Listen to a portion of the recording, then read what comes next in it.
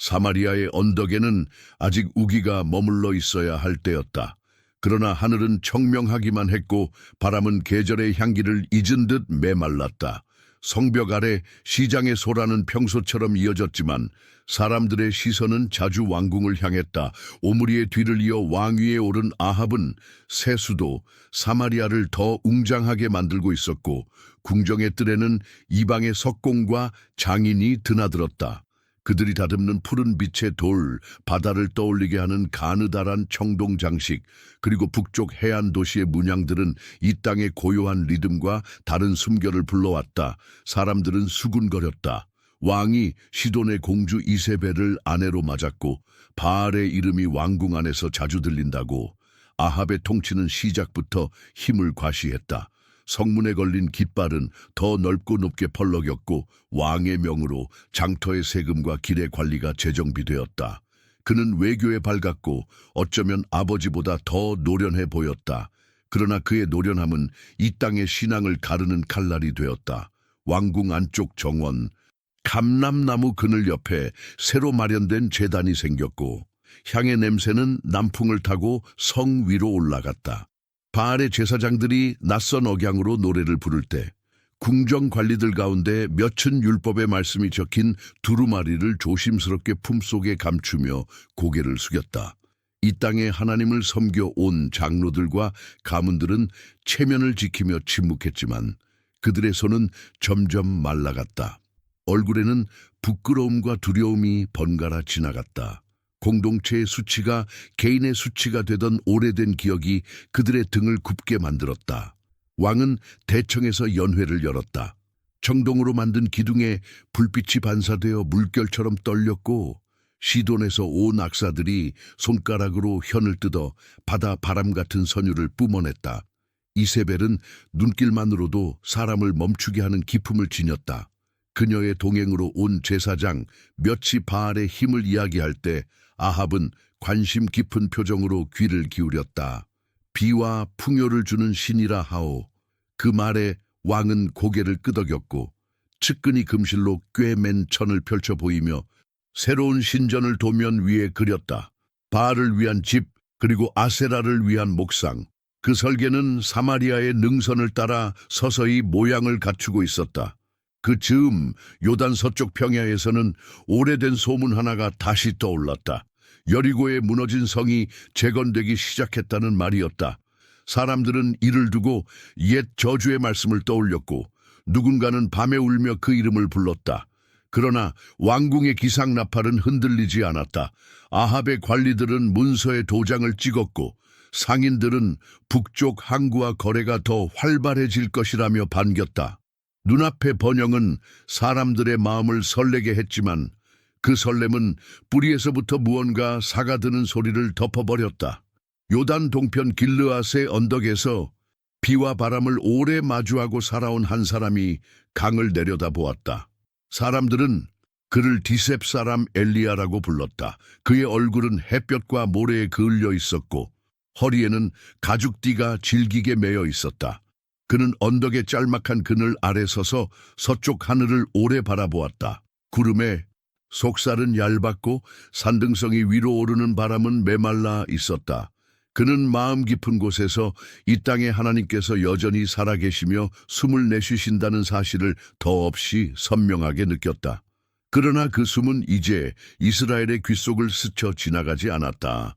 왕의 집에서 들려오는 낯선 노래와 백성의 입술에서 점점 사라지는 거룩한 이름이 그의 가슴을 조여왔다. 엘리야는 무릎을 꿇고 땅에 손을 대었다. 흙은 아직 뜨겁지 않았지만 흙 속에서 살아 움직이던 물기는 이미 얕아지고 있었다. 그는 낮은 목소리로 기도했다. 주여, 당신의 백성이 어디로 가고 있습니까? 그의 기도는 길르앗의 돌틈을 지나 요단의 물결 위를 미끄러져 산과 골짜기를 넘는 바람을 타고 흘러갔다. 오랜 침묵 끝에 마음 깊은 곳에서 하나의 확신이 솟아올랐다. 하늘이 닫힐 것이다. 그 말은 두려움이 아니라 자비의 형벌처럼 그의 귀에 울렸다. 되돌아오게 하려면 사람들이 눈을 들어 누구의 이름을 부를지 다시 알게 하려면 하늘의 문이 다튀어야 한다는 깨달음이었다. 그는 지팡이를 잡고 요단을 건넜다. 강물은 햇빛 아래 번들거렸고 강가의 버드나무 잎사귀는 미세한 바람에도 가볍게 떨렸다. 서쪽으로 들어서자 땅의 냄새가 달라졌다. 포도원의 넝쿨, 타작마당의 먼지, 그리고 사마리아를 향해 몰려드는 수레바퀴의 쇠내음. 그 길을 따라 사흘을 걸은 뒤 왕궁의 흰돌이 시야에 들어왔다. 성문 앞은 소란스러웠다. 세금을 내기 위해 줄을 선 상인들과 진정서를 든 농부들, 바알 제사장의 행렬을 구경하려 모여든 소년들. 엘리야는 그들 사이를 가르며 천천히 걸었다. 그의 걸음은 서두르지 않았는데 이상하게도 사람들은 그가 가지는 길을 비켜주었다. 어떤 눈빛은 호기심이었고 어떤 눈빛은 알 수 없는 불안이었다. 궁정의 내부는 석류빛 청화, 청동 장식으로 화려했다. 넓은 대청 중앙에는 물을 담은 큰 대야가 있었고 그 표면에는 창문의 빛이 얇은 칼날처럼 반짝였다. 보좌 옆에는 시돈에서 온 제사장들이 서 있었고 그들 뒤에는 긴 지팡이와 깃털 장식이 늘어졌다. 아합은 보좌에 앉아 도면을 펼쳐든 건축가를 내려다보고 있었다. 엘리야가 한 걸음 더 들어서자 일꾼들의 손이 멈추었다. 그의 발자국 소리는 검은 빵을 자르는 칼끝처럼 대청의 공기를 가르고 들어왔다. 그대는 누구인가? 아합이 물었다. 그의 목소리는 낮았지만 권위가 있었고 주변의 사람들이 아무 말 없이 얼굴을 돌렸다. 엘리야는 머리를 숙이지 않았다. 대신 눈을 들어 왕을 정면으로 바라보았다. 그 눈빛에는 광야의 햇빛과 밤의 별빛이 섞여 있었다. 공손함을 잃지 않았지만 두려움도 없었다. 내가 섬기는 이스라엘의 하나님 여호와께서 살아계심을 두고 맹세합니다. 엘리야의 음성은 울림이 깊었다. 대청의 공기가 한순간 더 차가워진 것처럼 느껴졌다. 내 말이 없으면 앞으로 여러 해 동안 이슬도 비도 이 땅에 내리지 않을 것입니다. 그 문장은 짧았으나 천둥처럼 왕궁의 천장을 두드렸다. 바알의 제사장 하나가 코웃음을 쳤고 다른 이가 비웃음을 감추지 않았다. 어떤 관리의 손에서 붓이 떨려 잉크 한 방울이 도면 위로 떨어졌다. 아합의 눈썹이 움직였다. 그의 얼굴에 스치는 그림자는 쉽게 읽히지 않았다. 그는 한동안 말없이 엘리야를 바라보다가 미소를 억지로 그려 넣은 듯 입꼬리를 올렸다. 그대가 입는 옷은 거칠고 말은 거세구나. 누구의 권위로 이런 말을 하는가? 비와 이슬은 바알의 손에 있지 않은가? 그의 말 속에는 궁정의 안정과 번영을 지키고자 하는 왕의 자존심이 숨쉬고 있었다. 이세벨에 가까운 시종이 앞으로 나서려 하자 왕은 손을 가볍게 들어 그를 막았다. 호기심이 아직 분노를 앞서고 있었기 때문이다. 엘리야는 한 걸음도 물러서지 않았다. 왕이여, 당신의 보좌가 높다 해도 하늘은 더 높습니다. 이 땅의 산과 골짜기, 샘과 시내, 모든 생명의 호흡은 주께 속해 있습니다. 그의 말은 꾸짖음이라기보다 사실의 선언이었다. 듣는 이에게 면을 잃게 하려는 속셈이 아니라 진실을 서늘하게 드러내는 칼날 같았다. 그는 더 말하지 않았다. 군더더기는 필요치 않았다. 이미 말해야 할 가장 무거운 말이 궁정을 가득 메웠기 때문이다. 잠시 침묵이 흘렀다.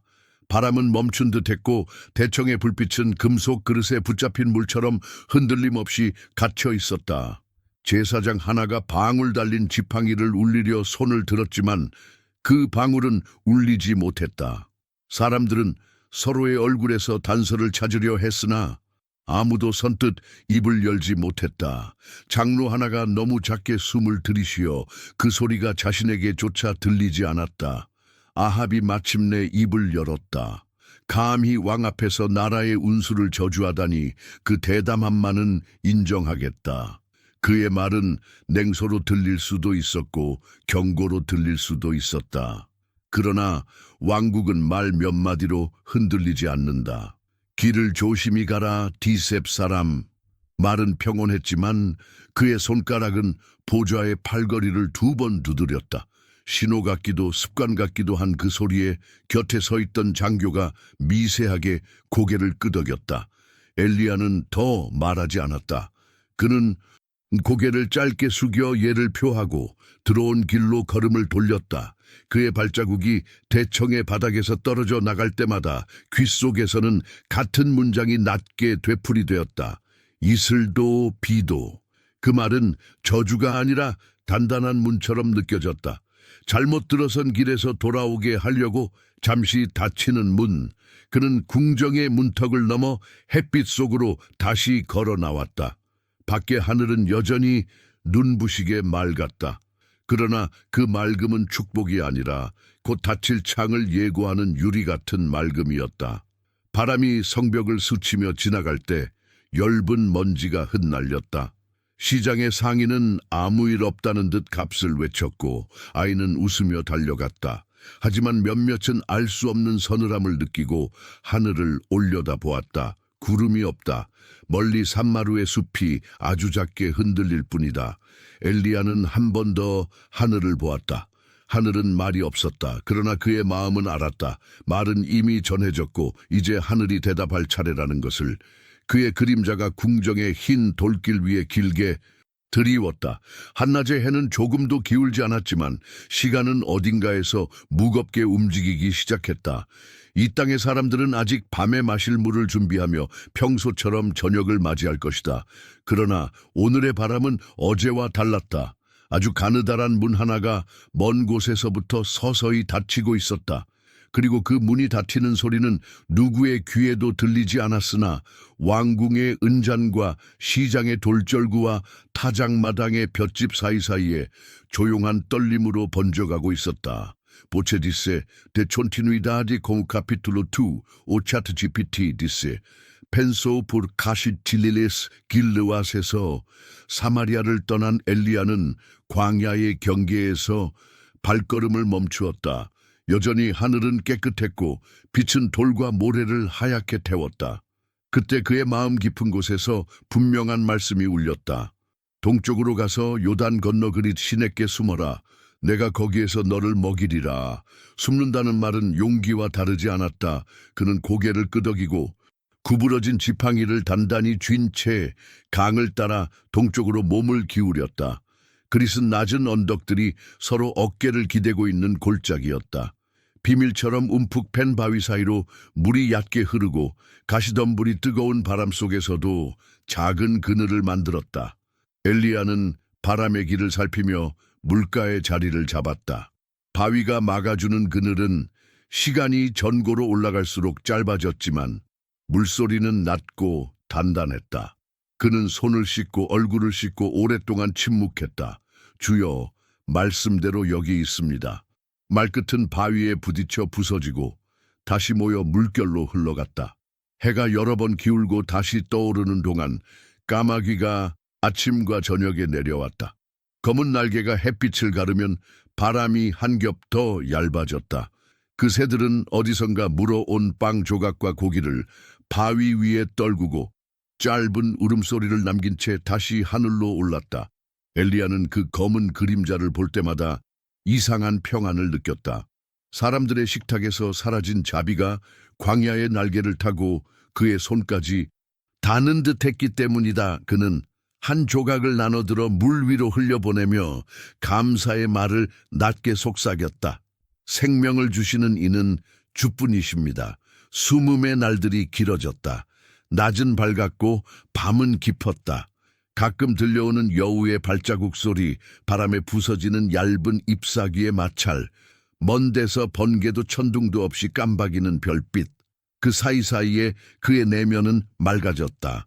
말해야 하는 말과 말하지 말아야 하는 말이 서로 갈라졌고 그 위에 하나의 길만 남았다. 그러나 시냇물은 점점 낮아졌다. 물결의 잔등이 드러났고 둥근 자갈이 햇빛을 받아 유리처럼 번들거렸다. 어느 날 손바닥으로 물을 뜨자 차갑던 감촉 대신 미지근한 온기와 모래가 함께 느껴졌다. 그때 다시 말씀이 이르렀다. 일어나 시돈에 속한 사렙다로 가라. 내가 한 과부에게 너를 먹이라고 명하였다. 시돈 쪽으로 향하는 길은 아이러니로 시작했다. 바알의 이름이 높이 불리는 땅으로 하나님의 사람이 걷고 있었다. 엘리야는 먼지를 뒤집었으며 북쪽으로 올라갔다. 들판의 곡식은 키가 자라지 못했고 올리브 잎은 회사액으로 발에 있었다. 길가의 우물은 깊이 밧줄을 내려야 겨우 젖은 바닥의 냄새를 올릴 수 있었다. 그는 마음속으로만 노래했다. 주여, 내 걸음이 당신의 길 위에서 벗어나지 않게 하소서. 사렙다 성문에 이르렀을 때 그는 2개의 마른 나뭇가지를 줍는 한 여인을 보았다. 그녀의 손목에는 뼈마디가 드러났고 눈빛에는 오래된 피곤이 배어 있었다. 엘리야는 조심스럽게 다가가 말했다. 당신의 손에 있는 물을 조금 가져다 주시오. 여인은 잠시 그를 바라보더니 말없이 고개를 끄덕이고 성문 안쪽으로 들어갔다. 엘리야는 그녀의 걸음을 기다리며 덧붙였다. 당신의 손에 빵 한 조각도 가져오시오. 그 말에 여인은 멈춰서서 돌아보았다. 입술이 마른 흙처럼 갈라져 있었다. 당신의 하나님 여호와의 이름으로 맹세합니다. 제게는 빵이 없습니다. 다만 통에 한 줌 가루와 병에 조금 기름만 남았습니다. 지금 나뭇가지를 주워다가 나와 내 아들을 위해 마지막 음식을 만들어 먹고 그 후에는 죽을 것입니다. 마지막이라는 단어가 공기의 무게를 바꾸었다. 엘리야는 부드럽도에 흔들림 없는 목소리로 답했다. 두려워하지 마시오. 먼저 작은 떡 하나를 나를 위해 만들어 오시오. 그 뒤에 당신과 당신의 아들을 위해 만드시오. 이스라엘의 하나님 여호와께서 말씀하시기를 여호와가 비를 땅에 내리는 날까지 그 통에 가루가 다하지 아니하고 그 병에 기름이 없어지지 아니하리라 하셨소. 그녀는 오래 엘리야를 바라보았다. 의심과 내 손에 쥔 마지막 것을 내어놓으려는 결심이 서로 겨루다가 마침내 조용히 고개를 끄덕였다. 집은 낮은 돌벽과 서늘한 그늘로 이루어져 있었다. 맷돌은 한쪽에 기대어 있었고 감에는 불 대신 재만 남아 있었다. 그녀는 작은 그릇에 가루를 털어넣고 기름병을 기울였다.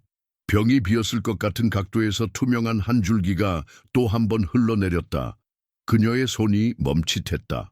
엘리야는 가만히 그 모습을 보며 속으로 감사했다. 주여, 당신은 이미 오셨습니다. 작은 떡이 가마 안에서 색을 입는 동안 아이가 조용히 다가와 어머니의 옷자락을 잡았다. 여인은 아이의 머리에 손을 얹고 기다렸다. 향이 가난했지만 따뜻했다. 떡이 익자 여인은 약속대로 가장 먼저 작은 것을 떼어 엘리야에게 내밀었다. 그는 감사합니다 라고 말하고 천천히 그 빵을 나누어 입에 넣었다. 남은 반죽으로 여인은 아이와 자신을 위해 떡을 만들었다. 그날 밤 그들은 오래도록 침묵 속에 식탁을 나눴다. 그리고 다음 날 아침 여인은 맷돌 곁에 앉아 다시 통과 병을 들여다보았다. 텅 비어 있어야 할 그곳에 또 한 줌의 가루와 또 한 방울의 기름이 남아 있었다. 날이 바뀌는 동안 통의 바닥은 드러나지 않았다. 아이는 얼굴빛을 되찾기 시작했고 여인의 손에는 다시 힘이 돌았다. 엘리야는 그 집의 다락방을 정리해 머물렀고 저녁이면 세 사람은 서로의 하루를 나눴다. 바깥 세상은 메말라 갔지만 그 작은 집 안에는 매일의 충분함이 조용히 놓였다. 여인은 종종 창밖을 보며 말했다. 당신이 오지 않았다면 우리는 이미 끝났을 것입니다. 엘리야는 고개를 저었다. 하나님이 우리 모두에게 오셨습니다. 나는 그분의 길을 따라 걷고 있을 뿐입니다. 그러나 기쁨은 완전한 방패가 아니었다. 어느 날 아이가 갑자기 누웠다. 이마는 뜨거웠고 숨은 짧고 얕았다.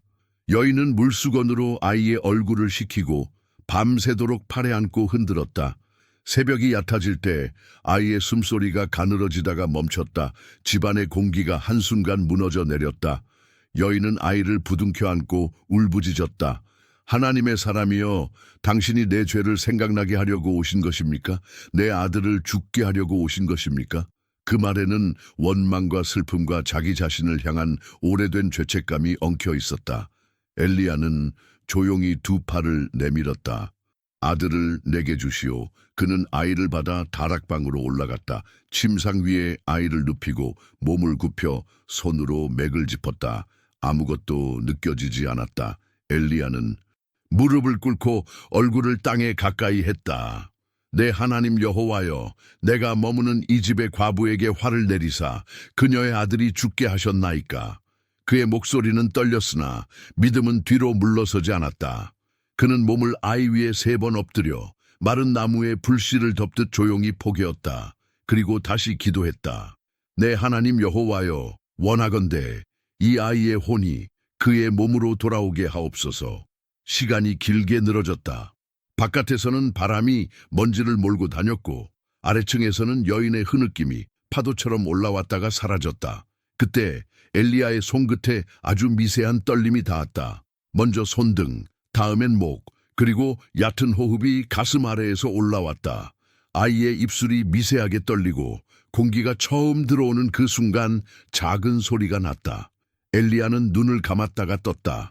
그 눈빛 안에서 무너졌던 세계가 다시 맞물려 돌기 시작했다. 그는 아이를 안아 조심스레 계단을 내려갔다. 여인은 믿을 수 없다는 표정으로 문가에 서 있었다. 보시오, 당신의 아들이 살아 있습니다. 엘리야가 말했다. 여인은 아이를 품에 껴안고 엘리야를 바라보았다. 눈물은 더 이상 무너짐의 물이 아니었다. 이제야 내가 알았습니다. 당신은 하나님의 사람이요, 당신의 입에 있는 여호와의 말씀이 진리임을. 그녀의 목소리는 낮았지만 또렷했고 그 집의 벽과 바닥과 가마가 모두 그 고백을 함께 들었다. 그날 저녁 작은 집은 오래 기억해둘 냄새로 가득했다. 구운 빵의 향, 기름의 부드러운 김이, 아이의 숨결이 섞인 따뜻한 공기. 창밖의 하늘은 여전히 맑고 말랐으며 거리에 앉은 나그네들의 그림자는 더 얇아졌다. 그러나 이 집 안에서만큼은 닫힌 하늘 아래서도 생명이 매일 새로웠다. 통의 가루는 또 한 줌 남았고 병의 기름은 또 한 줄기가 흘렀다. 엘리야는 다락방에 올라 조용히 앉아 손바닥을 펴고 다시 기도했다. 주여, 숨음 속에서 배운 것을 잊지 않게 하소서. 당신의 자비가 오늘도 여기에서 빵과 숨으로 드러났습니다. 깊어지는 침묵 속에서 그의 가슴은 고르게 뛰었다. 메마른 바깥과 달리 그 집 안에는 오늘 먹을 빵과 오늘 살아낼 숨이 충분했다. Bucce disse, te continuidade com o capítulo SRAM. O ChatGPT disse, penso por 사시칠리즈 사렙다의 집에는 여전히 하루치의 빵 냄새가 났다. 통바닥은 끝내 드러나지 않았고 병의 기름은 매일 얇은 실처럼 흘러내렸다. 아이의 숨결이 다시 단단해진 어느 아침, 엘리야의 가슴 깊은 곳에서 오래 기다리던 말씀이 또렷하게 솟아올랐다. 가서 아합에게 보이라. 내가 땅 위에 비를 내리리라. 아직 하늘은 유리처럼 말라 있었으나 그의 발걸음은 주저하지 않았다. 숨김의 계절이 끝났고 이제 나타남의 때가 온 것이다. 그는 북쪽 바람이 모래를 끌고 가는 길을 따라 나무로 내리걸었다. 과부는 문지방에서 조용히 고개를 숙였다. 하나님의 사람이여, 평안히 가소서. 엘리야는 잠시 아이의 이마에 손을 얹고 다시 길을 나섰다. 들판은 더욱 얇아졌고 우물의 밧줄은 더 깊이 내려갔다. 가죽띠가 햇빛에 말라 갈라지는 동안 그의 마음은 한 문장으로만 맑게 채워졌다. 나를 보내신 이가 계시다. 사마리아 근처에 이르렀을 때 왕궁의 곡물창고는 굳게 닫혀 있었고 관리들의 눈빛은 날카로웠다. 국내 대신 중 한 사람, 오바댜가 들길을 살피며 물을 찾다 엘리야를 마주쳤다. 그의 얼굴에는 밤을 사윤 사람 특유의 그늘이 드리워져 있었다. 엘리야의 모습이 눈에 들어오자 오바댜는 흠칫 물러섰다. 그는 왕의 집에 있으나 마음으로는 여호와를 두려워하던 사람이었다. 한때 이세벨이 여호와의 선지자들을 쫓을 때 오바댜는 100명의 선지자를 두 무리로 나누어 동굴에 숨기고 빵과 물을 나르던 자였다. 당신이 엘리야입니까? 오바댜의 목소리가 갈라졌다. 왕이 온 나라를 뒤져 당신을 찾고 나라와 왕국마다 맹세를 받았습니다. 없다고 하면 그들을 책망했지요.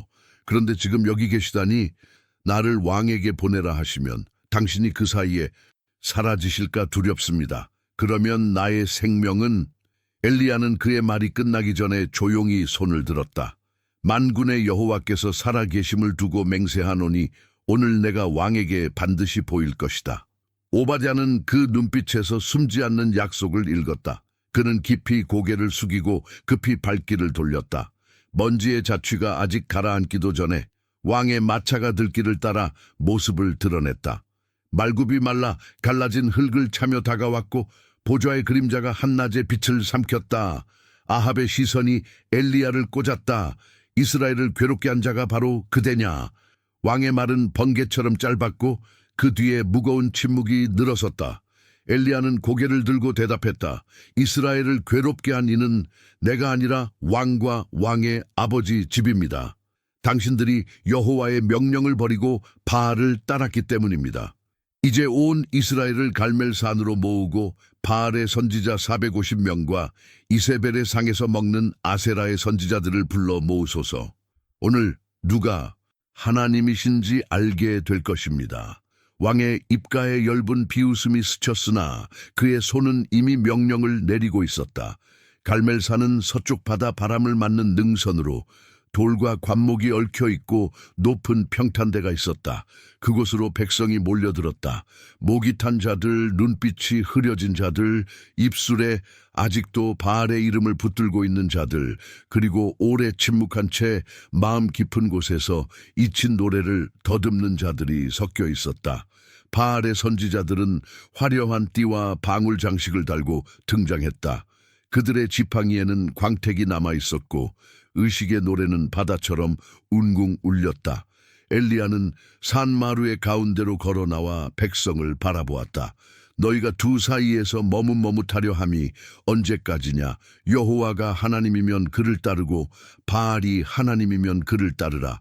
그의 음성은 먼지로 가득한 공기를 가르며 떨어졌다. 많은 눈이 서로를 보았다. 오래 머뭇거리던 고개들이 낮게 떨렸다. 엘리야는 제안을 내어놓았다. 송아지 2마리를 우리에게 가져오라. 그들은 자신들의 송아지 하나를 택하여 각을 떠 제단 위에 올려놓고 불은 붙이지 말 것이며 나도 하나를 준비하되 불을 붙이지 않겠다. 너희는 너희 신의 이름을 부르고 나는 여호와의 이름을 부르리니 불로 응답하는 하나님 그가 하나님이시다. 백성은 소리내어 대답했다. 옳다. 바알의 선지자들이 먼저 제단을 쌓고 송아지를 올렸다. 그들은 아침 햇살이 기울기 전부터 큰 소리로 외쳤다. 바알이여 우리에게 대답하소서. 방울이 흔들릴수록 공기는 더 뜨거워졌다. 그들은 제단 주위를 빙 돌며 춤추고 의식의 구절을 높였다 낮추었다. 그러나 하늘은 말이 없었다. 해가 중천에 닿자 엘리야가 조용히 입을 열었다. 더 크게 부르라. 그는 신이니 깊은 생각에 잠겼거나 일이 있어 자리를 비웠거나 길을 떠났거나 혹 잠들었을지도 모르니 깨워야 하지 않겠느냐. 조롱이 아니라 진실의 비유처럼 들린 그 말에 그들은 더욱 소리쳤다. 칼과 창으로 그들의 살을 그어 피를 흘렸고 햇빛에 붉은 선이 번졌다. 오후가 기울어 갈 때까지 그들의 외침은 메아리만 만들었다. 아무 소리도, 아무 응답도, 아무 돌아봄도 없더라. 백성의 얼굴에서 희미한 불안이 분별로 바뀌기 시작했다. 해가 서쪽으로 한 뼘 더 기울 무렵 엘리야가 말했다. 내게로 가까이 오라. 사람들이 다가오자 그는 오래전에 무너진 여호와의 제단을 보았다. 세월과 무관심과 두려움이 그 돌들을 흩어 놓았던 것이다. 엘리야는 야곱의 아들들의 수대로 12개의 돌을 들어 올렸다. 그것들은 각자 다른 무게와 결을 지녔으나 하나의 제단으로 다시 엮였다. 그는 장작을 벌려 올리고 송가지의 각을 떠 가지런히 두었다. 그리고 제단 둘레에 도랑을 파 깊게 돌렸다. 사람들은 고개를 갸웃했다. 물을 채우라. 엘리야의 말에 하인들이 항아리를 지고 동쪽 비탈 아래로 달려갔다. 바다는 멀지 않았고 골짜기의 샘에도 아직 얕은 물기가 남아 있었다. 항아리의 물이 재물과 장작 위에 쏟아졌고 다시 한 번 또 한 번. 3번째 물줄기가 흘러들 때 돌틈에서 물이 넘쳐 도랑을 가득 채웠다. 마른 시대에 물을 아끼지 않는 이 낭비의 의식은 인간의 손이 붙일 불씨를 완전히 끊어놓는 행위였다. 이제 남은 것은 이름을 부르는 일뿐이었다. 저녁 제사 드릴 때였다. 엘리야는 제단 앞에 다가가 2 손을 들어 올렸다. 그의 기도는 길지 않았다. 그러나 한 글자 한 글자가 산과 바다와 하늘의 흰 줄기까지 파고들었다. 아브라함과 이삭과 이스라엘의 하나님 여호와여, 오늘 이스라엘에게 주께서 하나님이심을 알게 하옵소서. 또 내가 주의 종인 것과 내가 이 모든 일을 주의 말씀대로 행하는 것을 알게 하옵소서. 여호와여, 내게 응답하소서. 이 백성의 마음을 돌이키사 주께로 돌아오게 하옵소서. 그 순간 바람이 멎었다. 산의 소리, 바다의 숨, 사람들의 얕은 기침까지 어딘가에 걸려 멈춘 듯했다. 그리고 불이 하늘에서 내려왔다. 그것은 폭풍이 아니었고 사람의 손이 켤 수 없는 빛의 혀였다. 불은 번제물과 장작과 돌과 흙을 삼켰고 도랑의 물을 핥아 말렸다. 불의 가장자리에서 공기가 떨렸고 사람들의 눈동자에 작은 태양이 하나씩 박혔다. 엘리야는 한 발 물러나 고개를 숙였다. 그의 등 뒤에서 무너지는 소리가 났다. 사람들이다. 그들은 얼굴을 땅에 대고 엎드렸다. 그리고 한 목소리로 울부짖었다. 여호와, 그는 하나님이시로다. 여호와, 그는 하나님이시로다. 그 외침은 오랜 침묵의 끝에서 다시 태어난 노래 같았다. 갈라졌던 마음들이 덜컥 맞물려 돌아가기 시작했다. 눈물과 먼지가 뒤섞인 땅 위에 이스라엘의 오래된 이름이 새겨졌다. 누구도 강요하지 않았으나 누구도 그 외침에서 벗어나지 못했다. 진실 앞에서 모든 무릎이 땅을 찾았다. 엘리야는 돌아서서 백성에게 외쳤다. 바알의 선지자들을 붙들어라. 그들 중 하나도 도망치지 못하게 하라. 사람들은 몸을 일으켰고 방울장식의 소리가 혼란 속에서 끊어졌다. 그 무리들은 골짜기로 끌려 내려갔다. 기손 시냇가의 마른 돌 위에서 그들의 노래는 이 땅을 속여온 오래된 거짓의 마지막 반향처럼 꺼졌다. 산마루에는 다시 고요가 찾아왔다. 제단 자리는 휑하게 비어 있었다. 돌은 재로 돌아갔고 물은 증발하여 자취를 감췄다. 엘리야는 서서 숨을 고르며 산과 바다의 경계선을 바라보았다. 그의 심장은 아직 불의 떨림을 기억하고 있었다. 사람들의 웅성거림이 멀어지고 한 아버지가 어린 아들의 어깨를 끌어안는 장면이 눈에 들어왔다. 아이는 두 눈을 크게 뜨고 제단 자리와 하늘을 번갈아 보았다. 아버지, 그 불은 어디서 온 거예요? 아버지는 말없이 아이의 머리를 쓰다듬었다. 대답은 말이 아니라 방금 산에 내려앉았던 빛의 흔적에 있었다. 오랫동안 무너져 있던 한 문이 다시 열리기 시작했다. 엘리야는 땅에 무릎을 꿇고 떨림이 가라앉은 돌가루에 손끝을 대었다. 그의 기도는 소리 없는 고백처럼 짧았다. 주여, 당신이 하셨습니다. 사람들은 산을 내려가기 시작했지만 많은 이가 걸음을 늦추었다. 조금 전까지 자신들이 무릎 꿇었던 자리를 돌아보며 마음속에 돌을 다시 쌓는 이들도 있었다. 누군가는 흩어진 가정의 재단을 떠올렸고 누군가는 잊고 지내던 이름을 조용히 입술로 되뇌었다. 여호와, 그 이름이 다시 사람들의 가슴에서 온기를 얻어 퍼져나갔다. 해는 서쪽 끝으로 기울었다. 갈멜의 돌들의 붉은 빛이 길게 드리워졌다. 바람이 산등성을 어루만지고 지나가며 재를 살짝 흔들었다. 그 재 속에는 삼켜진 장작과 돌과 흙, 그리고 인간의 고집이 있었다. 엘리야는 천천히 일어나 능선 끝으로 걸어갔다. 먼 데서 바다가 낮게 숨 쉬는 소리가 들렸다. 아직 하늘은 맑았고 구름은 보이지 않았다. 그러나 오늘 이 산에서 한 세대의 마음이 돌아섰다. 그는 그 사실만을 가슴에 품었다. 다음 일을 서두르지 않았다. 오늘의 불은 오늘을 위해 충분했고 그 불의 흔적이 식어가는 동안 사람들의 심장은 새로워진 이름을 배울 시간을 얻었다. Muchas dice, de continuidade com o capítulo 4, o ChatGPT. Dice, pensó por Sanchigusius 갈멜 산에 내려앉았던 불의 떨림이 서서히 가라앉을 즈음 산허리로 붉은 저녁빛이 번졌다. 재가 된 제단 자리에서 열기가 아직 남아 공기를 흔들었다. 사람들은 한동안 말없이 서 있었다. 방금까지 땅에 이마를 대고 여호와 그는 하나님이시로다 라고 외치던 목소리들이 가라앉자 먼 바다의 숨소리가 낮게 들렸다. 그 고요 속에서 엘리야가 왕을 향해 돌아섰다. 올라가서 먹고 마시소서.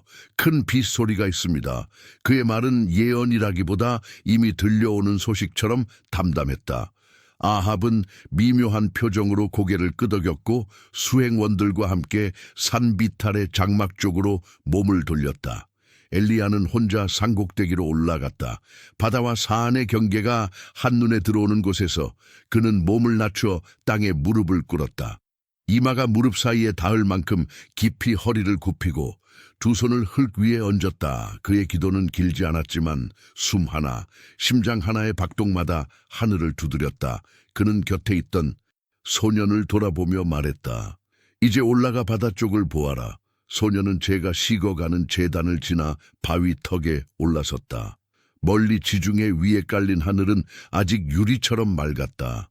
아무것도 보이지 않습니다. 소년의 목소리가 바람에 실려왔다. 다시 가보아라. 엘리야가 말했다. 소년은 다시 달려갔다가 돌아왔다. 아직 없습니다. 또다시. 해가 서쪽으로 한 뼘 내려가고 산 그림자가 길게 늘어질 때까지. 같은 대답이 6번 이어졌다. 기도하는 자의 자세는 변하지 않았고 그의 호흡은 더 깊어질 뿐이었다.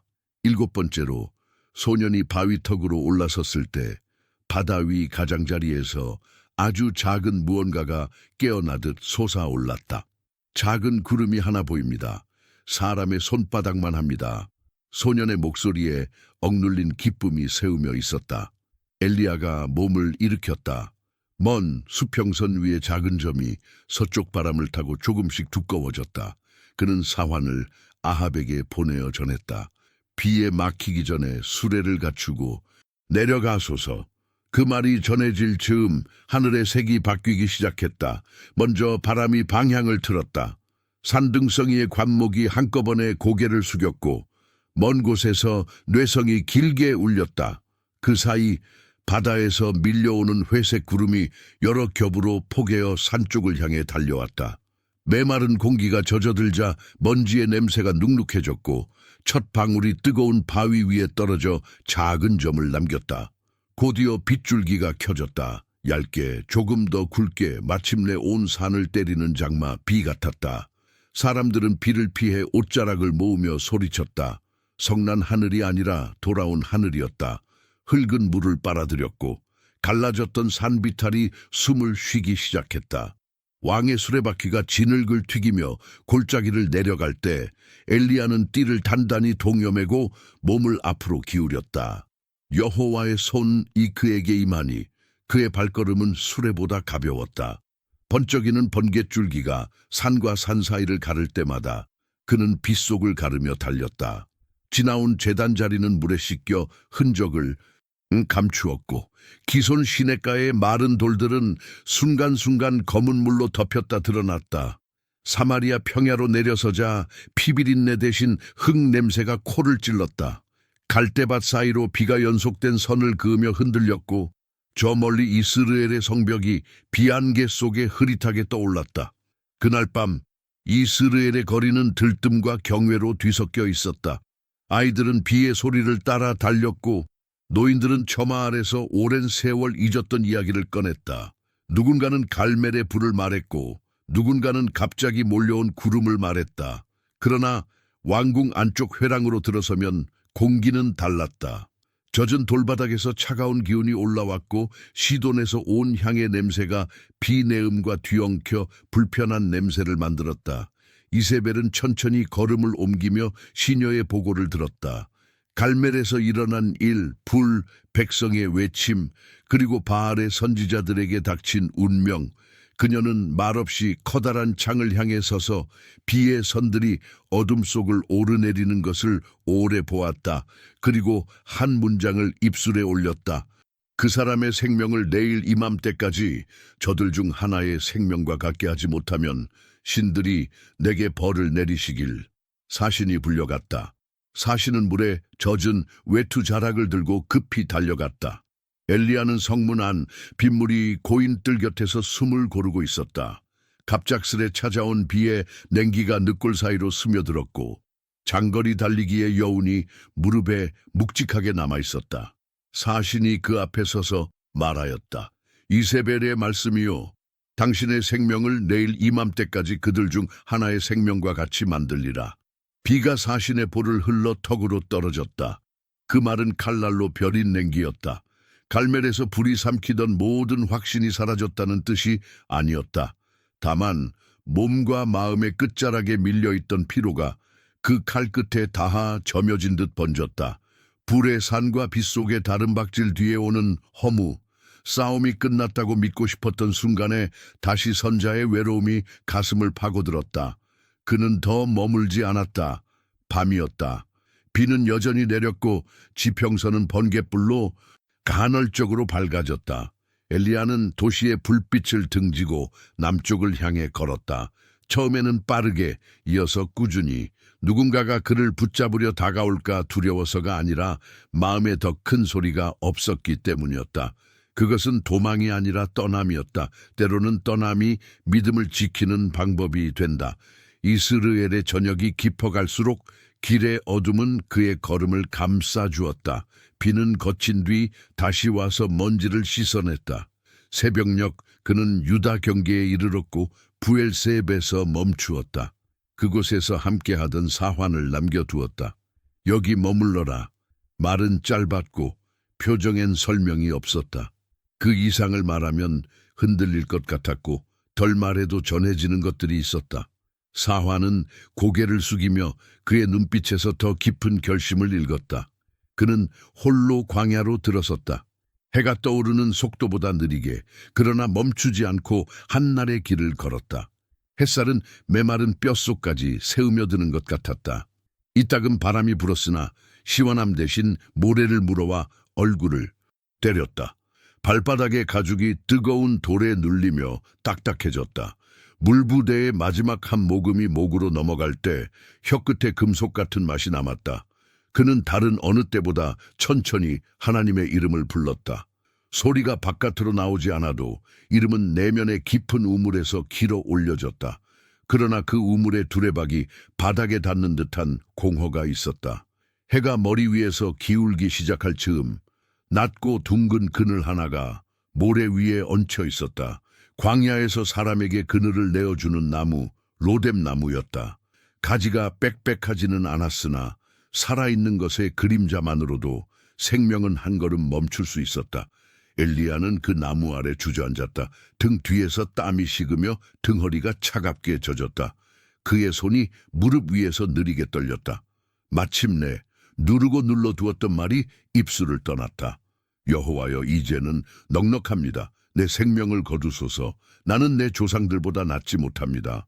그 말은 패배의 선언이 아니라 자신을 포장하던 마지막 껍질을 벗겨놓는 고백이었다. 갈멜의 불과 이스라엘의 빗줄기, 달려온 길에 찢긴 숨 사이에서 그는 아무것도 내세울 게 없음을 인정했다. 그 빈손을 하나님 앞에 올려놓는 것, 그것이 그의 마지막 남은 힘이었다. 바람이 한번 지나가고 모래가 옷자락에 얇게 쌓였다. 흙냄새도 비냄새도 아닌 광야의 냄새가 그의 코끝에 머물렀다. 심장은 여전히 뛰고 폐는 얕게 들고 났다. 그러나 그 모든 생리의 리듬이 멀어져 가는 듯했다. 로뎀나무의 그림자가 조금씩 길어졌다가 다시 짧아졌다. 그는 몸을 옆으로 기울여 모래 위에 누웠다. 무릎을 조금 굽히고 손을 가슴 아래에 넣었다. 눈꺼풀이 무거웠다. 귀에는 하루 종일 들었던 침묵이 돌아왔다. 광야의 침묵은 비지 않았다. 그 침묵이 그가 그토록 원하던 하나님의 음성을 가려버리는 것처럼 느껴질 때도 있었다. 그러나 지금은 달랐다. 침묵 자체가 기도처럼 느껴졌다. 말하지 못하는 자의 기도, 더는 말할 수 없는 자의 고백. 하늘이 아주 천천히 색을 바꾸었다. 늦은 오후에 금빛이 거두어지고 보랏빛이 모래 위로 내려앉았다. 먼 곳에서 작은 별이 하나 깜박였다. 엘리야는 그 빛을 보지 못했다. 깊은 잠이 파도처럼 그를 덮었다. 그의 숨은 길고 느리게 가라앉았고 어깨에 힘이 풀렸다. 로뎀나무 잎사귀 사이로 스며드는 저녁바람이 그의 머리카락을 스치고 지나갔다. 광야는 거대했고 밤은 넓었다. 길은 아직 멀었고 그는 그 길의 이름을 몰랐다. 그러나 지금 필요한 것은 단 하나의 쉼이었다. 그러니 그 밤 메마른 땅 위에서 하나의 사람은 잠들었다. 세상은 여전히 위험했고 왕궁에서는 또 다른 계획이 세워지고 있었으나 광야의 이 자리는 조용했다. 불의 산도 빗물의 들판도 왕비의 협박도 모두 먼 곳의 소음처럼 멀어졌다. 그리하여 다음 장을 여는 새벽이 오기 전까지 엘리야의 몸과 마음은 아무런 말도 없이 하나님 앞에서 눕혀졌다. Você disse, dê continuidade com o capítulo 5, o chat GPT. Disse, pensou por 37일 로뎀나무 그늘 아래에서 깊은 잠이 그를 덮고 지나갔다. 한밤의 숨결이 가벼워질 즈음 따뜻하고 조심스러운 손길이 엘리야의 어깨를 건드렸다. 그는 번개를 맞은 듯 퍼뜩 눈을 떴다. 눈앞에는 한 사자가 있었다. 말없이 그의 곁에 둥글게 구운 빵과 물 한 병이 놓여 있었다. 모래바람과 햇빛 속에서 잊어버렸던 냄새였다. 돌판 위에 다고 구운 듯한 빵에서 은은한 고소함이 올라왔다. 사자는 짧게 말했다. 일어나 먹어라. 엘리야는 아무 말도 하지 못한 채 빵을 떼어 입에 넣고 물을 마셨다. 목을 아래로 타고 내려가는 물은 오래 닫혀있던 문을 여는 매끈한 열쇠 같았다. 허기와 피로가 조금 물러났다. 그러나 눈꺼풀은 다시 무거워져 그는 모래 위로 몸을 기댄 채 곧장 잠에 빠져들었다. 얼마의 시간이 흘렀을까? 같은 손길이 다시 그를 깨웠다. 이번에는 더욱 다정하고 어머니가 아들을 깨우듯 단단했다. 일어나 먹어라. 내게 갈 길이 너무 멀다. 모래알이 옷자락에서 사르르 헤어졌다. 빵은 여전히 따뜻했다. 그가 다시 먹고 마시자 몸 깊은 곳에서 힘이 되살아났다. 설명할 수 없는 평안이 피로의 수면 아래에서 천천히 떠올랐다. 엘리야는 지팡이를 손에 쥐고 더 깊은 광야의 길로 발을 내디뎠다. 그 빵의 힘으로 그는 40일을 걸었다. 낮에는 태양의 칼끝이 등을 내리쳤고 밤에는 차가운 침묵이 뼛속까지 새우며 들었다. 그는 걷는 동안 말이 없었다. 다만 숨과 발걸음이 기도가 되었고 모래가 흘러내린 자국 위에 그의 발자국이 이어졌다. 눈앞에 능선이 하나씩 넘어갈 때마다 마음속의 파도도 한결 잔잔해졌다. 마침내 하나님의 산 호렙에 이르렀다. 돌산의 골은 깊었고 바람에 씻겨나간 벽면은 마치 오래된 성소의 기둥처럼 서 있었다. 그는 한 굴 안으로 들어갔다. 몸을 웅크리자 축축한 돌의 냄새가 코끝에 닿았다. 그곳은 숨기에 딱 맞는 만큼만 좁고 기도하기에 딱 맞는 만큼만 깊었다. 밤이 산등성 위에 내리고 별들이 천천히 자리를 잡을 때 한 음성이 그를 불렀다. 엘리야야, 네가 여기서 무엇을 하느냐? 그는 어둠 속에서 입을 열었다. 오래 눌러둔 것들이 순서대로 올라왔다. 내가 만군의 하나님 여호와께 열심으로 섬겼으나 이 백성이 주의 언약을 버리고 주의 제단을 헐며 칼로 주의 선지자들을 죽였나이다. 오직 나만 남았거늘 그들이 내 생명을 찾아 빼앗으려 하나이다. 말이 끝났을 때 굴의 침묵은 더 깊어졌다. 그의 목소리엔 분노와 슬픔, 그리고 자신을 향한 실망이 한 겹씩 얽혀 있었다. 그는 거기가 끝이라고 여겼다. 그러나 하나님은 그 끝에서 시작하시는 분이셨다. 말씀이 그에게 이르렀다. 나가서 산 위에 서서 내 앞에 서라. 엘리야는 외투를 여미고 굴 입구로 걸어 나갔다. 그 순간 큰 바람이 산을 갈라놓을 듯 몰아쳤다. 바람은 바위를 깨뜨렸고 먼지의 흉터를 공중으로 던졌다. 그러나 여호와는 그 바람 가운데 계시지 않았다. 바람이 지나자 땅이 흔들렸다. 돌들이 서로 부딪혀 금간 소리를 냈다. 귀 속의 진동이 뼛속까지 울렸다. 그러나 여호와는 그 지진 가운데 계시지 않았다. 지진 뒤에 불이 있었다. 산의 능선을 따라 불길이 달렸고 숲의 그루터기가 빨갛게 수치로 변했다. 그러나 여호와는 그 불 가운데 계시지 않았다. 모든 괭렬한 것이 지나간 뒤 구릿구에는 아주 가느다란 소리가 남았다. 바람 같기도 했고 숨 같기도 했다. 귀를 기울여야만 들리는 그러나 일단 들리기 시작하면 마음 전체를 차지해버리는 그 세미한 소리. 엘리야는 반사적으로 외투 자락으로 얼굴을 가리고 굴입구로 나섰다. 같은 음성이 다시 물었다. 엘리야야, 네가 여기서 무엇을 하느냐? 그는 같은 말을 반복했지만 이번에는 목소리의 결이 달라져 있었다. 고백은 여전히 슬펐으나 한 겹씩 벗겨진 자아의 껍질 사이로 단정한 빛이 새우며들고 있었다. 하나님께서 그의 상처를 부정하지 않으시고 상처의 자리에서 그를 부르신다는 사실이 슬픔을 다른 이름으로 바꾸고 있었다. 그때 여호와의 말씀이 분명히 그에게 임했다. 다마스쿠스로 돌아가라.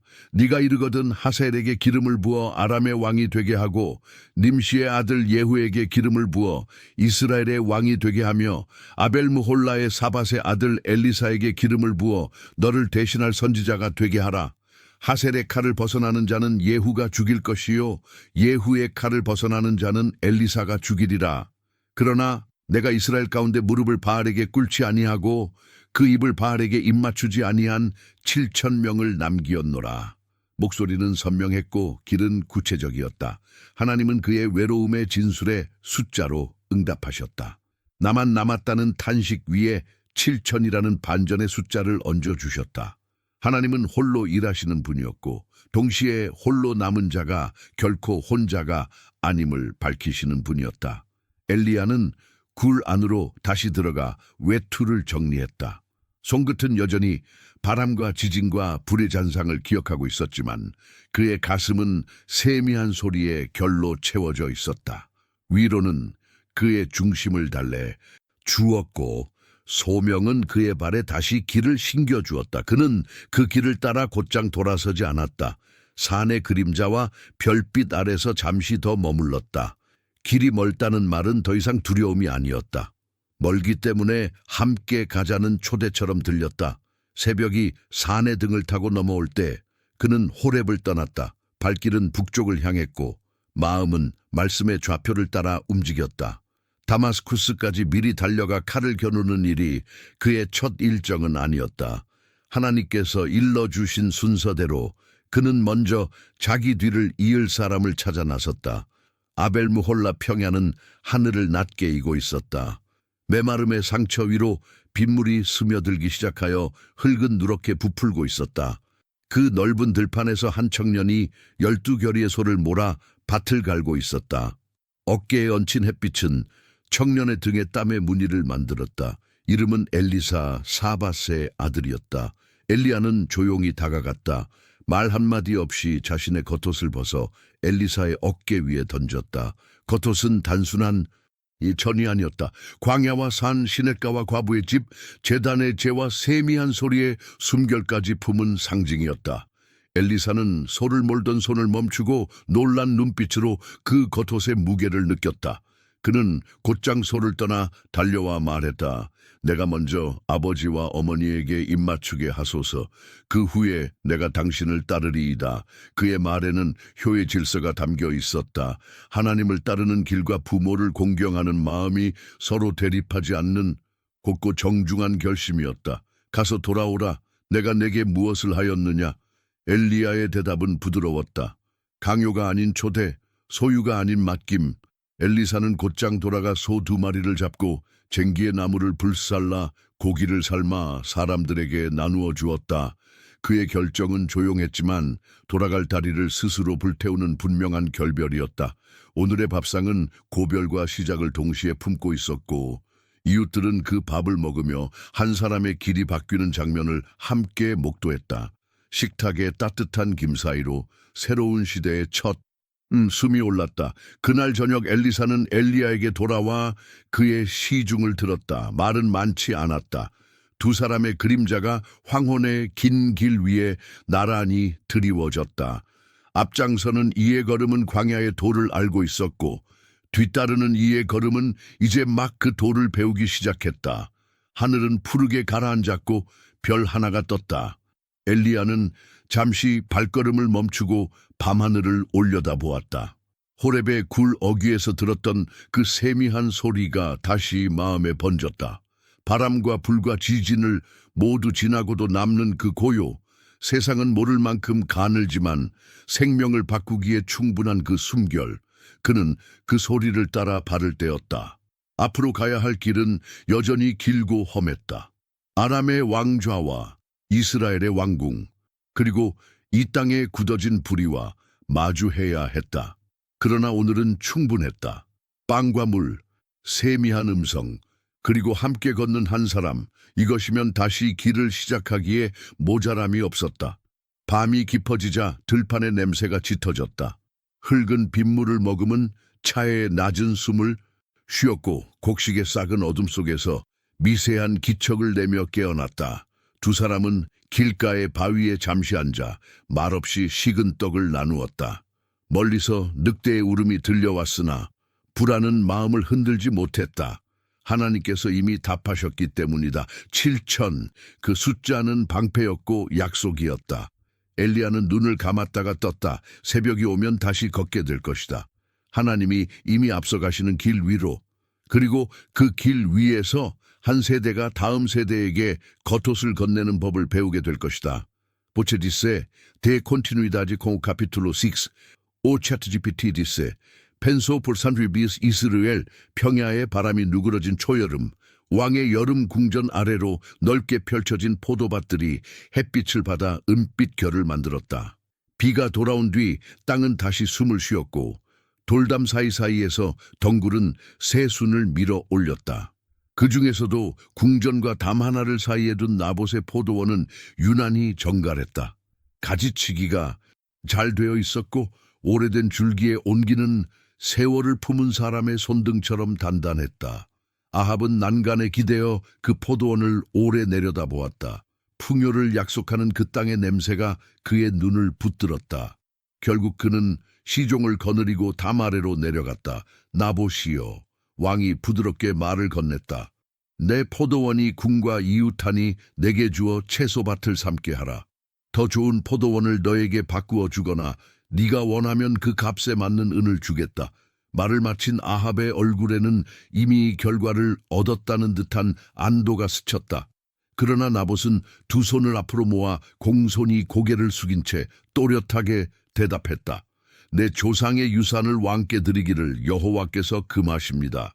그의 말은 거칠지 않았으나 흔들림이 없었다. 유산은 땅만이 아니었다. 조상의 약속, 하나님 앞에서 받은 경계의 표, 가문이 살아온 길 모두가 그 흙에 묶여 있었다. 아합의 미간이 묵직하게 접혔다. 그는 말없이 고개를 끄덕이는 신용만 하고 궁으로 돌아갔다. 그날 저녁 그는 식탁 앞에서 빵을 잡지 않았다. 벽을 향해 돌아 누웠고 시종들이 조심스레 놓고 간 음식에 손을 대지 않았다. 얼굴에는 아이처럼 굳은 고집과 어른처럼 깊은 좌절이 겹쳐 있었다. 소식은 곧 이세벨의 귀에 들어갔다. 그녀는 조용히 방으로 들어와 남편의 얼굴을 내려다보았다. 무슨 까닭으로 마음이 상하여 먹지도 아니하나이까. 아합이 낮게 답했다. 나봇에게 포도원을 달라 했으나 그가 내 조상의 유산을 왕께 주지 않겠다 하였소. 이세벨의 눈빛이 굳어졌다. 바다의 나라에서 익힌 권력의 언어가 그녀의 입술에 올랐다. 당신이 이스라엘을 다스리는 자가 아니오니까 일어나 먹고 마음을 즐겁게 하소서. 내가 이스라엘 사람 나봇의 포도원을 당신에게 주리이다. 그녀는 왕의 이름으로 편지를 쓰고 왕의 인장을 찍었다. 그 내용은 간단했다. 금식을 선포하고 나봇을 백성 가운데 높은 자리에 앉히라. 그리고 불량배 둘을 맞은편에 앉혀 증언하게 하기를 나봇이 하나님과 왕을 저주하였다 하라. 그를 성 밖으로 끌어내어 돌로 쳐 죽이라. 이스라엘 성문의 금식이 선포되었다. 사람들은 이유를 알지 못했으나 경건한 표정을 지었다. 나봇은 존중받는 자리라 여겨지는 높은 곳에 앉혀졌다. 그러나 그 영광은 덫이었다. 두 남자가 맞은편에 앉아 거짓 증언을 쏟아냈다. 그가 하나님과 왕을 저주하였다. 회심의 외침처럼 들렸지만 그것은 연습된 목소리였다. 사람들은 눈치를 보았다. 누군가 돌을 들었고 공기는 금식의 엄숙함에서 군중의 열기로 바뀌었다. 성 밖 먼지밭에 첫 돌이 날아갔고 두 번째, 세 번째. 나봇의 몸이 흔들리다가 조용히 땅에 쓰러졌다. 바람이 그 위를 지났다. 고요가 잠깐 내렸고 곧 소문이 달려갔다. 나봇이 죽었다. 소식은 곧 이세벨에게 돌아왔다. 그녀는 왕에게 말하였다. 일어나 포도원을 차지하소서. 이제 그 땅의 주인은 아무도 아닙니다. 아합은 일어났다. 그는 슬픔을 보이지 않았고 기쁨을 드러내지도 않았다. 다만 눈빛에서 욕망의 장막이 겉이고 계산의 빛이 돌아왔다. 그는 시종을 데리고 나봇의 포도원으로 내려갔다. 웃자란 풀을 밟는 발걸음은 가벼웠다. 그는 돌담을 손끝으로 쓸며 그 흙의 숨을 느끼려 했다. 그 순간 포도밭 한쪽 그늘에서 한 사람이 걸어 나왔다. 먼 여행의 티끌이 옷자락에 앉아있고 눈동자는 광야의 고요가 남아있는 사람, 엘리야였다. 아합의 어깨가 굳었다. 그는 짧게 웃으며 말했다. 내 원수여, 네가 나를 찾았느냐? 엘리야는 왕을 곧바로 바라보며 답했다. 내가 찾았나이다. 왕이 스스로 팔려 여호와 보시기에 악을 행하였기 때문입니다. 포도덩굴 사이로 바람이 한 번 스쳤다. 잎사귀들이 서로 마찰하는 소리가 작은 비처럼 났다. 엘리야의 목소리는 그 소리 위에 또렷하게 얹혔다. 네가 죽이고 또 빼앗았느냐? 그러므로 여호와께서 이와 같이 말씀하시되 개들이 나봇의 피를 핥은 그곳에서 개들이 내 피 곧 내 몸의 피를 핥으리라 하셨느니라.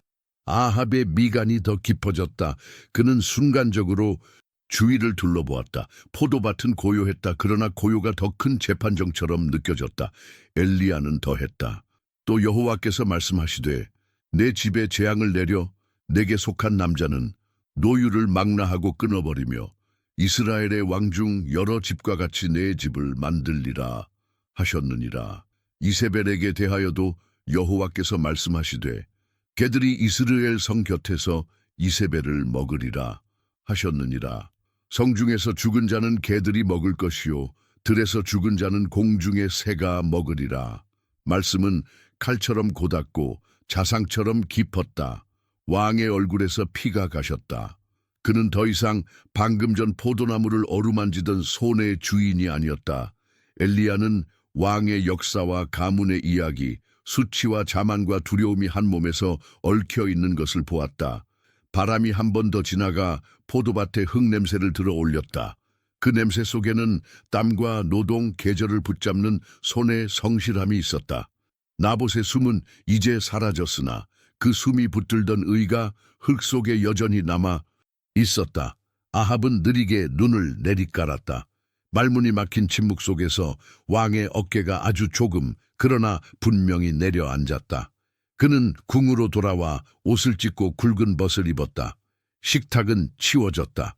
왕의 방에는 향 대신 제이 냄새가 났다. 그는 밤에 침상에서도 벗을 벗지 않았고 낮에는 조용히 걸었다. 시종들이 뒤에서 나란히 걷는 속도를 스스로 낮췄다. 궁의 복도는 그의 발소리를 기억하는 법을 바꿔야 했다. 소문은 밖으로 흘렀다. 왕이 스스로 낮추었다. 그때 엘리야에게 다시 말씀이 있었다. 네가 보느냐? 아합이 내 앞에서 스스로 낮추었도다. 그가 스스로 낮추었으므로 내가 그 날에는 재앙을 그에게 내리지 아니하고. 음성은 거기까지였다. 나머지는 엘리야의 가슴속에서 찬양처럼 맴돌았다. 하나님의 정의는 굽지 않았고 자비는 사라지지 않았다. 정의는 나봇의 피를 잊지 않으셨고 자비는 낮아진 한 사람의 발걸음을 그냥 지나치지 않으셨다. 엘리야는 포도원 밖 언덕에 서서 사마리아 쪽 하늘을 잠시 바라보았다. 구름은 얇았고 햇빛은 부드러웠다. 그러나 오늘의 빛 아래 드러난 것은 흙과 덩굴이 아니라 권세의 얼굴과 양심의 그림자였다. 왕궁 안뜰에서는 천천히 시간이 흘렀다. 이세벨은 침묵했고 궁의 여자들은 서로 눈빛으로만 말을 주고받았다. 시종들은 왕의 방에 들어갈 때 발뒤꿈치를 세웠다. 아합은 마치 길 잃은 사람처럼 복도를 걸었다. 왕관의 무게가 아니라 벗의 거친 감촉이 그의 어깨를 기억하게 했다. 그는 벽에 걸린 청동 거울 앞에 서서 잠시 자신의 얼굴을 바라보았다. 불과 며칠 전 포도 덩굴을 훑던 그 손이 이제는 장대 하나를 짚듯 몸을 떠받치고 있었다. 그는 스스로에게 물었다. 나는 누구의 왕인가? 나는 누구의 종인가? 대답은 오지 않았다. 그러나 질문이 그의 안에서 처음으로 정확히 자리를 잡았다. 이스르엘의 골짜기에는 저녁이 내려왔다. 나봇의 포도원 위로 그림자가 길게 드리워졌다. 덩굴들 사이로 작은 새 한 마리가 날아들었다가 잠시 한 줄기 위에 앉았다. 그 새는 아무것도 모른 채 부리를 닫고 다시 날아올랐다. 엘리야는 언덕을 내려가며 그 포도원을 마지막으로 돌아보았다. 그 자리에 묻혀있는 것은 땅의 달콤함만이 아니었다. 한 사람의 의, 한 도시의 침묵, 한 왕의 낮아짐, 그리고 아직 끝나지 않은 하나님의 말씀. 그는 발걸음을 옮겼다. 오늘의 장은 여기까지였다. 심판의 말씀이 내려졌고 낮아진 자에게 잠시 유예가 주어졌다. 포도밭의 덩굴은 밤을 준비했고 성문은 오늘의 금식을 기억하려는 듯 조용히 닫혔다. 엘리야는 어둠 속으로 사라졌고 별 하나가 이스라엘 하늘에 올랐다. 다음 날이 오면 이 땅은 또다시 각자의 길을 걸을 것이다.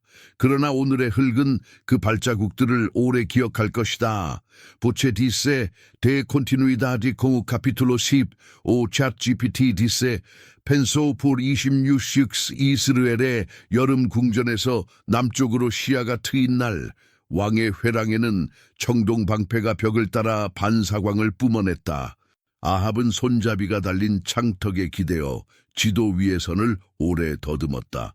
길르앗 라못, 소금기 어린 바람이 부는 높은 평지, 예전 외교의 어긋남 속에 빼앗겼다가 아직 되찾지 못한 요충지. 비가 돌아와 들판이 숨을 쉬게 되었지만 왕의 마음에는 여전히 마르지 않는 결핍이 한 줄기 남아 있었다. 그때 유다의 왕 여호사밧이 사절과 함께 도착했다. 예루살렘의 곡식 냄새와 절기의 노래를 품은 왕이었다. 두 왕이 같은 자리에 앉자 아합이 먼저 입을 열었다. 길르앗 라못을 함께 취하러 올라가겠소? 여호사밧은 잠시 침묵한 뒤 공손히 대답했다. 나는 당신과 같고 내 백성은 당신의 백성과 같으나 먼저 여호와의 뜻을 물읍시다. 아합은 곧바로 궁중의 선지자들을 불러 모았다. 수백 명이 하나같이 화려한 허리띠를 동여매고 대청 안에 섰다. 질문은 하나였다. 우리가 길르앗 라못으로 올라가 싸우리이까? 선지자들은 일제히 목소리를 높였다. 올라가소서. 주께서 그 성을 왕의 손에 넘기시리이다. 그 외침은 한편으로는 위로 같았고 한편으로는 너무 매끈했다. 여호사밧의 눈동자가 미세하게 흔들렸다. 그는 다시 물었다. 여호와의 선지자가 여기 또 없습니까? 그로 말미암아 물을 수 없겠나이까? 아합이 입꼬리를 비틀었다. 있긴 하오. 이미라의 아들 미가야라 하는 자. 그러나 그는 내게 대하여 길한 일은 예언하지 아니하고 흉한 일만 예언하오. 여호사밧이 부드럽게 타일렀다. 왕이여, 그런 말씀은 마옵소서. 마침내 사자가 보내졌다. 사자 한 명이 미가야가 갇혀있는 처소로 달려갔다. 그는 문간에서 숨을 고르고 낮게 말했다. 보시오, 선지자들의 말이 모두 왕께 길하다 하니 당신도 그들처럼 말하여 좋은 말씀을 전하시오. 미가야의 눈빛은 흔들리지 않았다. 여호와께서 살아계심을 두고 맹세하노니 여호와께서 내게 말씀하시는 것만을 말하리라. 사자는 어깨를 으쓱하고 뒤돌아섰다. 공기가 냉랭한 대청으로 돌아왔을 때 한 사람이 솥불 모양의 쇠를 들고 앞에 나섰다. 그 이름은 그나아나의 아들 시드기야. 그는 빛나는 솥불을 치켜들고 외쳤다. 여호와께서 이같이 말씀하시되 네가 이것들로 아람 사람을 들이받아 진멸하리라. 군중의 환호가 일었다. 흙먼지가 발치에서 소용돌이쳤다. 미가야가 입장하자 아합이 비스듬히 앉은 채 물었다. 미가야야, 우리가 길르앗 라못으로 가서 싸우리이까? 혹은 말리이까? 미가야는 한순간 왕의 눈을 똑바로 보더니 입술에 엷은 미소를 걸었다. 올라가 승리를 거두소서. 그들이 왕의 손에 넘겨지리이다. 그의 말은 그럴듯했으나 그 어투에는 빈 칼집 같은 속이 비었다는 소리가 섞여 있었다. 아합의 눈꼬리가 좁아졌다. 내가 몇 번이나 내게 명령하였더라. 여호와의 이름으로 진실한 것만을 말하라 하지 아니하였더냐. 미가야의 얼굴에서 미소가 사라졌다. 대신 광야의 밤 같은 침묵이 한 번 지나갔다. 그리고 그는 말했다. 내가 보니 온 이스라엘이 목자 없는 양같이 산에 흩어졌는데 여호와의 말씀이 이 무리에게 주인이 없으니 각기 평안히 집으로 돌아갈지니라 하시더이다. 대청의 공기가 서늘해졌다. 여호사밧의 손짓이 미세하게 멈칫했다. 아합은 쓴웃음을 지으며 주변을 돌아보았다. 보았소. 저자가 내게 대하여 좋은 것을 예언하지 아니하고 항상 흉한 것만 예언하느니라. 그러나 미가야는 말을 멈추지 않았다. 그의 목소리는 더 또렷해졌다. 그러므로 여호와의 말씀을 들으소서. 내가 여호와의 보좌에 앉으신 그분을 배웠고 하늘의 만군이 그분 좌우편에 모셔섰더이다. 여호와께서 이르시되 누가 아합을 꾀어 길르알 라못으로 올라가서 죽게 하겠느냐 하시니 누군가는 이렇게 누군가는 저렇게 말하더니 한 영이 나와 여호와 앞에 서서 말하되 내가 꾀리이다. 여호와께서 어떻게 하겠느냐 하시니 그가 말하되 내가 나가서 거짓말하는 영이 되어 그의 모든 선지자들의 입에 있겠나이다 하니 여호와께서 이르시되 너는 꾀겠고 또 이루리라. 가서 그리하라 하셨나이다. 이제 보소서 여호와께서 거짓말하는 영을 왕의 이 모든 선지자의 입에 넣으셨고 여호와께서 왕에 대하여 화를 말씀하셨나이다. 순간 시드기야가 앞으로 뛰쳐나왔다. 그의 손이 바람을 가르고 미가야의 뺨을 쳤다. 금속 장식이 손등에서 짧게 울었다. 여호와의 영이 나를 떠나 어디로 가서 내게 말씀하셨더냐. 미가야는 고개를 돌려 장식물의 어긋난 빛을 잠시 바라보았다. 그리고 낮게 대답했다. 네가 골방에 들어가 몸을 숨기던 그날에 네가 알리라. 그 말은 위협이 아니라 서늘한 사실의 예고처럼 떨어졌다. 아합이 손을 내저었다. 이 자를 붙들어 성주와 왕자 아몬에게 끌고 가라. 말하기를 왕의 말씀이 이 사람을 옥에 가두고 내가 평안히 돌아올 때까지 고난의 떡과 고난의 물로 먹이라 하라. 미가야는 눈을 크게 뜨고 대청의 사람들을 둘러보며 마지막으로 말했다. 왕이 참으로 평안히 돌아오시리이면 여호와께서 나로 말하지 아니하셨음이니라. 온 백성아 들으라. 명령은 집행되었다. 대청의 빛은 다시 부드러워졌고 전령들은 출정의 준비를 재촉했다. 여호사밧은 침묵 속에서 아합을 바라보았다. 그 침묵에는 외교의 예의와 신앙의 떨림이 함께 있었다. 아합은 갑옷을 손수 만져보다가 낮게 말했다. 나는 변장하리라. 당신은 왕복을 입으시오. 그 말은 상대를 향한 신뢰의 표현이라기보다 전세를 바꾸려는 껍질 같은 술책이었다.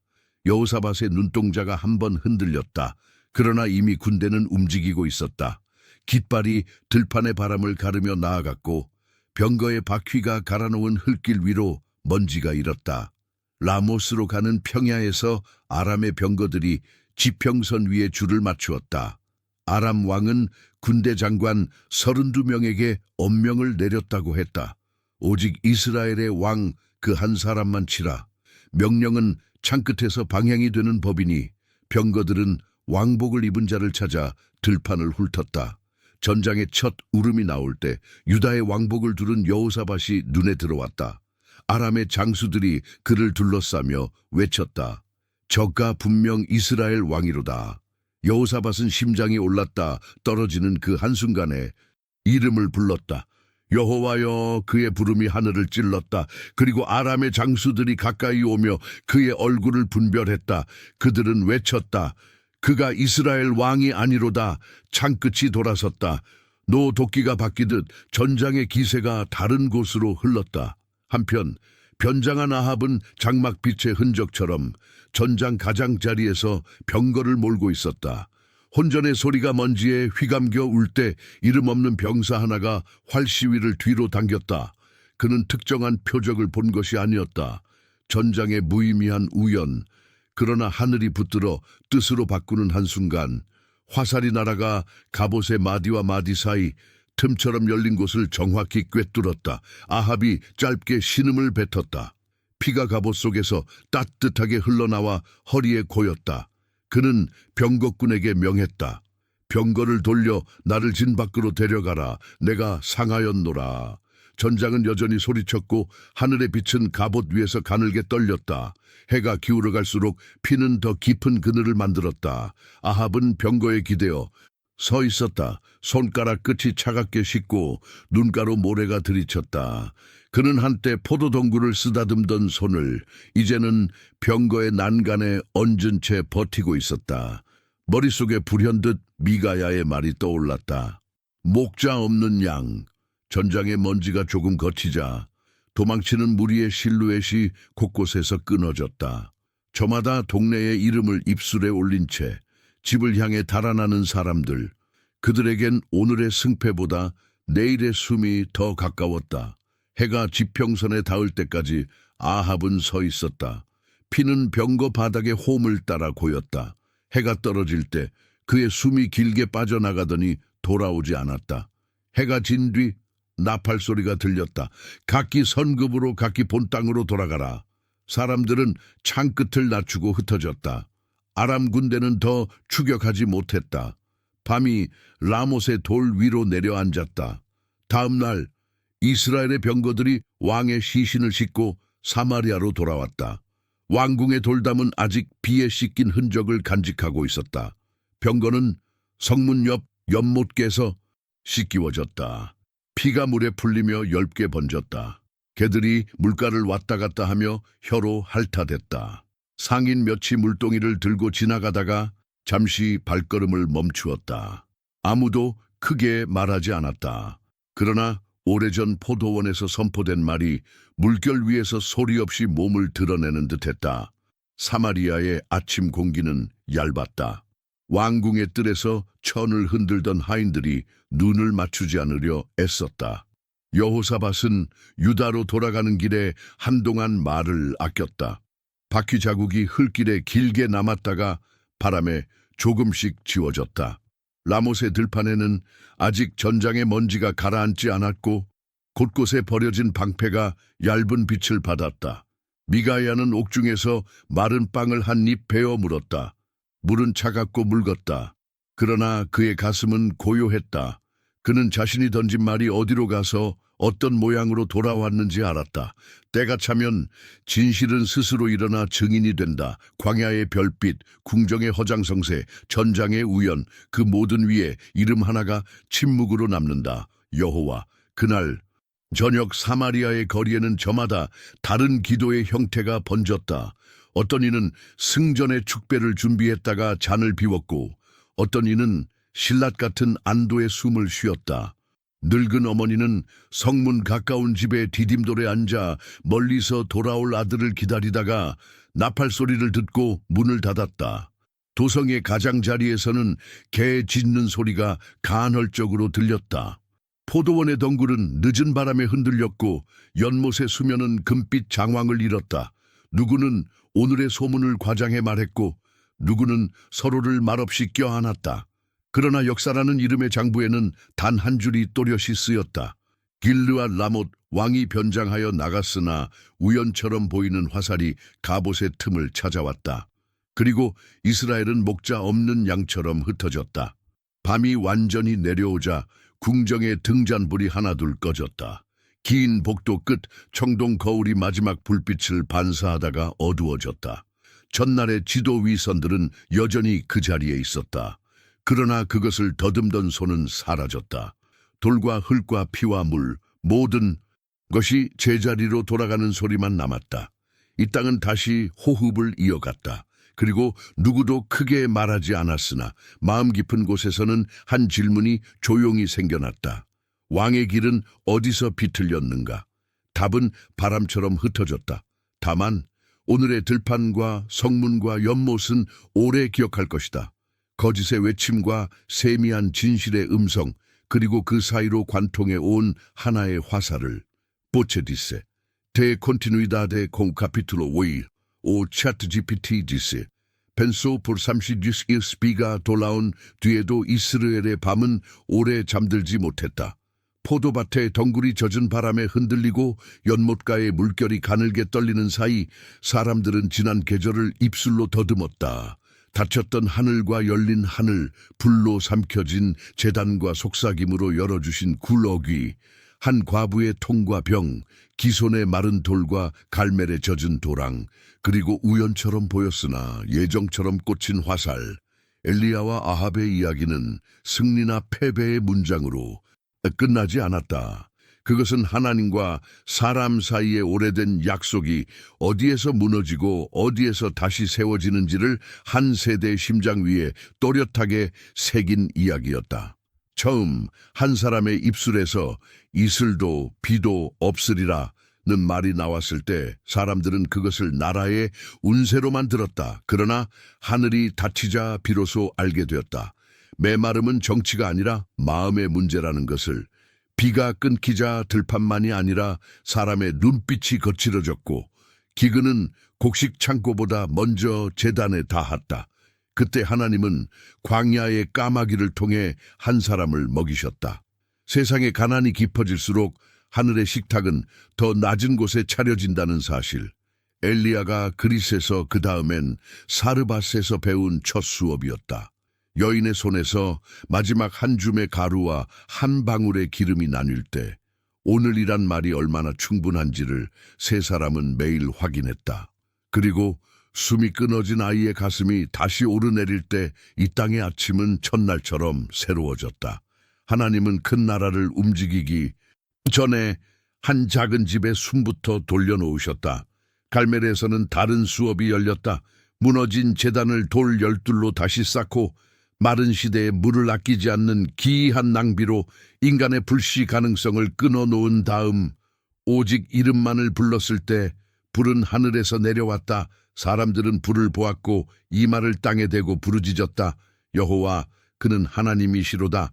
그러나 하나님은 불로만 자신을 보이시지 않았다. 빗줄기를 몰아오게 하신 그날 밤 왕비의 한 문장이 칼처럼 날아들었을 때 엘리야의 심장은 광야로 내려앉았다. 로뎀나무 아래에서 넉넉합니다라고 고백한 입술, 그 입술을 빵과 물로 다시 살리신 손길, 그리고 호렙의 굴 어귀에서 만나게 하신 세미한 소리. 하나님은 폭발하는 기적만이 아니라 무너진 사람을 일으키는 속삭임으로도 오셨다. 바람과 지진과 불을 지나고 남은 그 소리에서 엘리야는 새 길을 들었다. 돌아가라. 길은 거기서 다시 시작되었다. 돌아가서 그가 한 첫 일은 칼 들고 왕좌를 뒤집는 것이 아니었다. 겉옷을 벗어 엘리사의 어깨에 얹는 일이었다.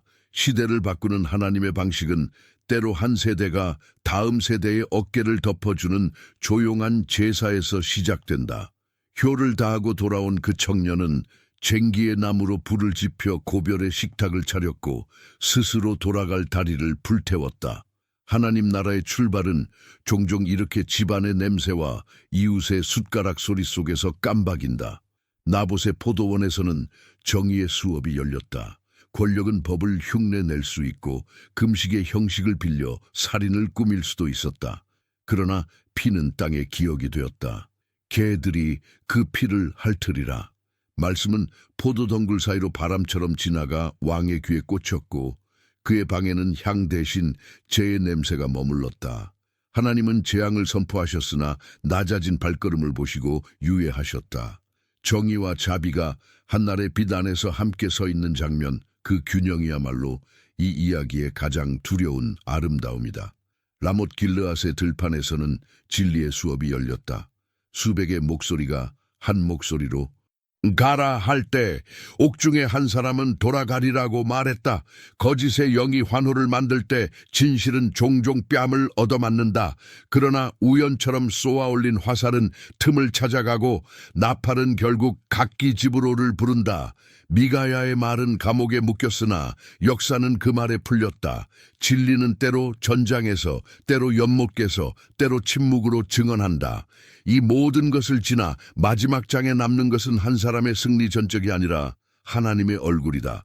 엘리야의 외침과 침묵, 아합의 오만과 낮아짐, 백성의 머뭇거림과 무릎 꿇음, 그 모든 복잡한 곡선 위로 하나님은 한 줄의 선을 그으셨다. 불로 드러내시고 빵으로 살리시고 속삭임으로 부르시고 말씀으로 심판하시고 자비로 유예하신 그분.